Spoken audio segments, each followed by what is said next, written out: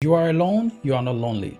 And if you are with someone or you're doing something, you're married in a relationship and you feel lonely, the only reason for that is because you are not having a common goal or something you're fighting for. You do not have a common mission you guys are fighting for. That is why you can also be with a lot of people, but you can still feel lonely. In my experience, some of the reasons why many people go lonely is because you are not having a shared goal. The reason why you go to a theater to watch a movie and you feel happy, the reason why you watch the football match and you're able to jubilate and have a joyous moment with other people you do not know is because you all have a common goal. You're watching the same match, you're watching the same movie that you have the same interest in. Many relationships are continuing and the two parties are lonely. And that's some of the reasons why many people break up for sure. So today I just want to discuss some few practical steps that if you feel lonely, what are the things you could do? One major reason, and the one that I have experience with that I can talk about, is when you are not fulfilling your goals, when you are living below your standards.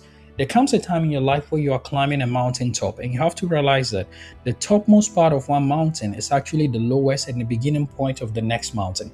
So when you climb to the top, and you realize that there are other cliffs, there are other mountain tops to climb, sometimes you thinking of the fact that so I have to go through the same process, the walking through the new valley to get to the next mountain top, that can be a very lonely journey, even when you're going with other people, because you place the whole goal, the whole mission on the fact that you are going to reach this mountain top.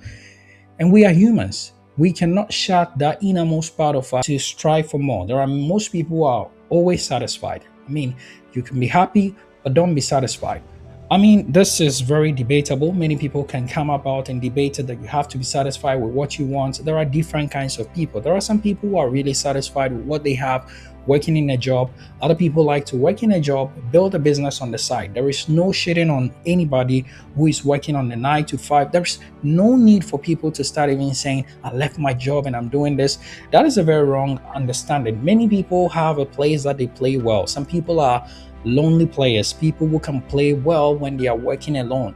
Other people are team players, and these people need to be working in a place. Some people need structure, some people need the adventure.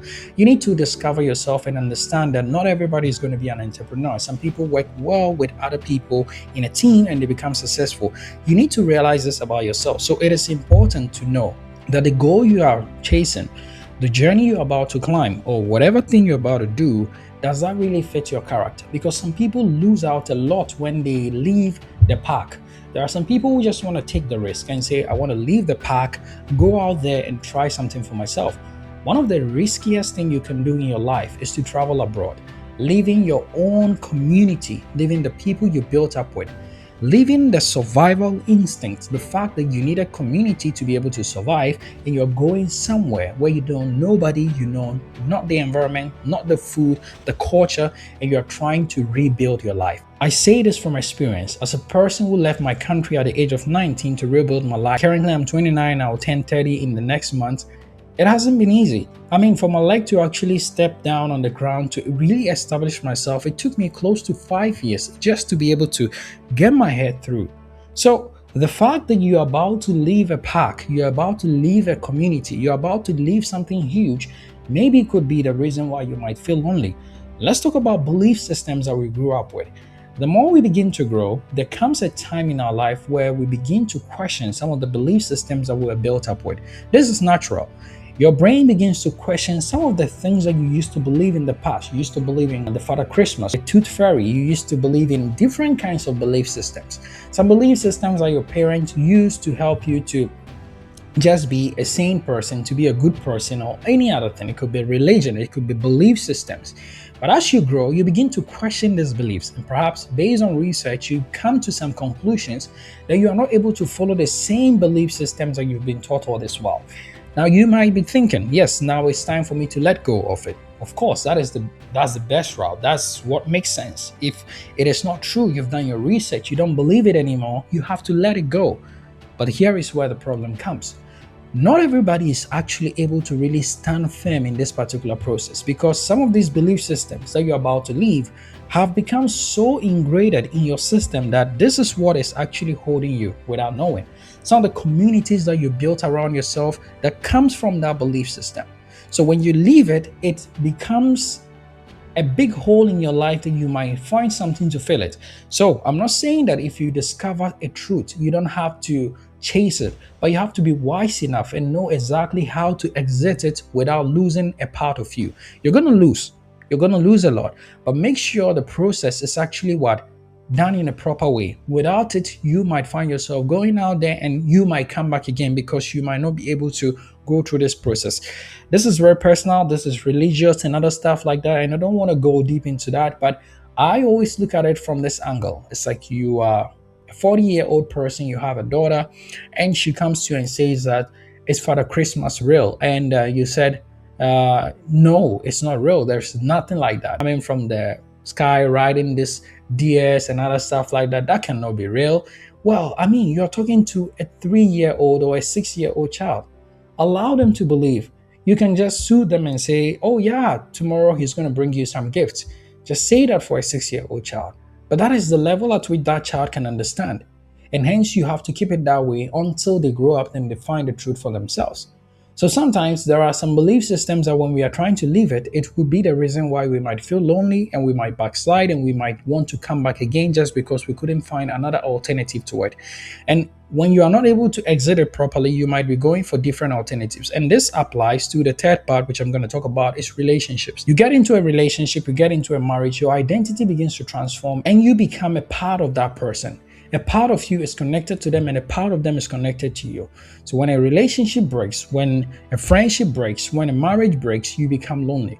So here are some of the reasons that I've mentioned are the reason why you become lonely. The first one is when you are not operating on the topmost level that you could be operating in, or when you reach a very heavy or reach a very powerful goal that you set for yourself, and now you realize that you have to start a new goal again. The second one is faiths, beliefs, systems, leaving your community. These can be very lonely journeys that you might go through. And in our lives, we might spend about 50% of our lives doing things alone. And we have to get used to that. And thirdly, when you leave a relationship, when you leave a family, you leave a friendship, you leave a community, this can also lead you to be lonely. So what can we do to fix our loneliness? We have to understand that when you're trying to climb the next mountain, you have to go through the new mountains or the new goals with joy. Don't look at it as a stress that you're going to go through. Pick it up as a challenge to build yourself better. And always keep record of what you've done in the past. I have always found keeping record of the things you've done in the past as a great source of motivation. This is what I've done in the past and I'm trying to challenge myself to do something new. With this, you don't see it as a challenge, you see it as an upgrade.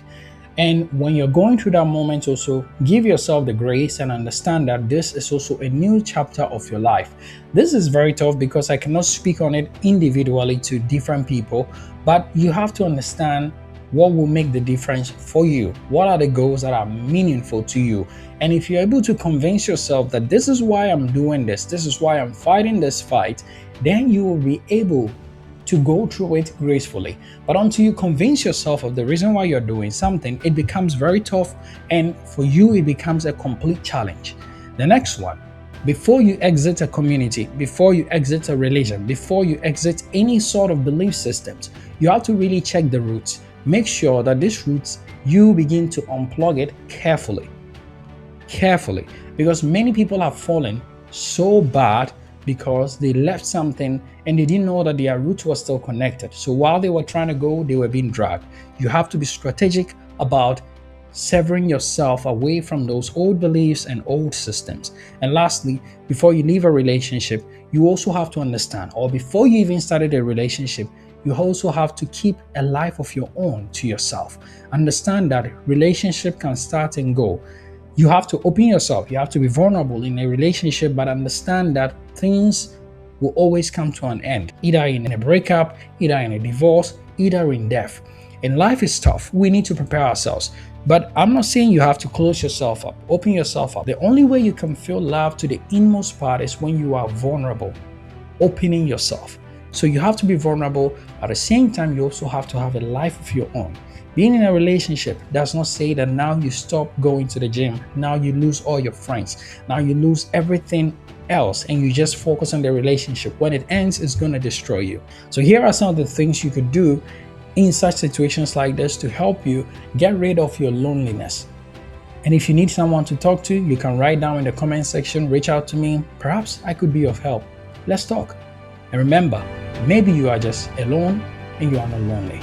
Keep pushing forward. Let's go.